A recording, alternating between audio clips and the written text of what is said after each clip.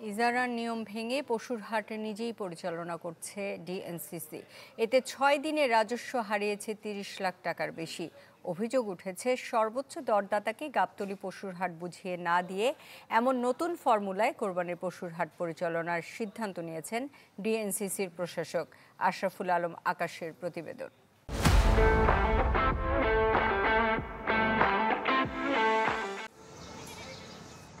রাজধানীর গাবতলীর পশুর হাট গেল ১৪ এপ্রিল শেষ হয় ইজারার মেয়াদ। এর আগে ৩ মার্চ দরপত্র বিজ্ঞপ্তি প্রকাশ করে ঢাকা উত্তর সিটি কর্পোরেশন। ইজারায় অংশ নেওয়া ৫টি প্রতিষ্ঠানের মধ্যে ২২ কোটি ২৫ লাখ টাকায় সর্বোচ্চ দরদাতা নির্বাচিত হয় মেসার্স আরাত মোটরস।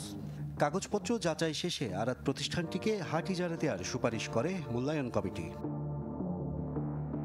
তবে চ্যানেল 24-এর হাতে আসা নথি বলছে, সর্বোচ্চ দরদাতা প্রতিষ্ঠানকে হাট ইজারা দেয়া আটকে দেন ডিএনসিসির প্রশাসক মোহাম্মদ এজাজ। কারণ হিসেবে তিনি জানান, কেন্দ্রীয় ক্রয় সংক্রান্ত ইউনিট সিপিটিউর ওয়েবসাইটে আপলোড করা হয়নি দরপত্র বিজ্ঞপ্তিটি, যা নীতিমালার ব্যত্যয়। টেন্ডার কমিটি যারা ছিলেন তারা হচ্ছে যে টেন্ডার করার যে প্রসেস, সেখানে তারা গ্রামাটিক্যালি ভুল করেছেন। তো যে কারণে মানে এটা যদি আমরা দিলেও এটা বৈধ হইতো না। কিন্তু সিপিটিউ বলছে কোনো আয় নয়, কেবল সরকারি ব্যয় সংক্রান্ত বিজ্ঞপ্তি প্রকাশ করার নিয়ম আছে তাদের। যদিও ডিএনসিসি থেকে ৩ মার্চ সিপিটিউতে বিজ্ঞপ্তিটি প্রকাশের অনুরোধ করা হয়। সিপিটিউ ওয়েবসাইটে দেয় সেটা হচ্ছে কেনার বিষয়, আর ওই ইজারা হচ্ছে সরকার টাকা পাবে, উল্টাটা। ওটার সাথে সিপিটিউর কোনো সম্পর্ক নাই বা সিপিটিউর ওয়েবসাইটের কোনো সম্পর্ক নেই। এটা যদি লিখে থাকে তারা ভুল লিখেছে, তাদের নীতিমালায় ভুল আছে। সরকারি হাটবাজার সংক্রান্ত নীতিমালায় দরপত্র আহ্বান করা যাবে সর্বোচ্চ ৩ বার। তবে এরই মধ্যে নিয়ম ভেঙে বাইরে থেকে জনবল নিয়ে নিজস্ব তত্ত্বাবধানে গাবতলী পশুর হাট পরিচালনা করছে ডিএনসিসি। এছাড়া আসছে কোরবানির ঈদ উপলক্ষে অস্থায়ী আরও ৯টি হাট ইজারা না দিয়ে একইভাবে পরিচালনার পরিকল্পনা রয়েছে। প্রশাসকের দাবি, এর ফলে বেশি আয় করবে সিটি কর্পোরেশন। যারা ইজারা নেন তারা তো ব্যবসা করেন, তাহলে দেখি না এবার আমরা খাস কালেকশন করে তাদের সমপরিমাণ টাকা আমরা উঠাইতে পারি কিনা, আমরা নিজেরাই উঠাই থাকবো। এদিকে গাবতলী পশুর হাটে সিটি কর্পোরেশনের ২ জন সহ স্থানীয় কয়েকজনকে নিয়ে হাসিল আদায় করা হচ্ছে।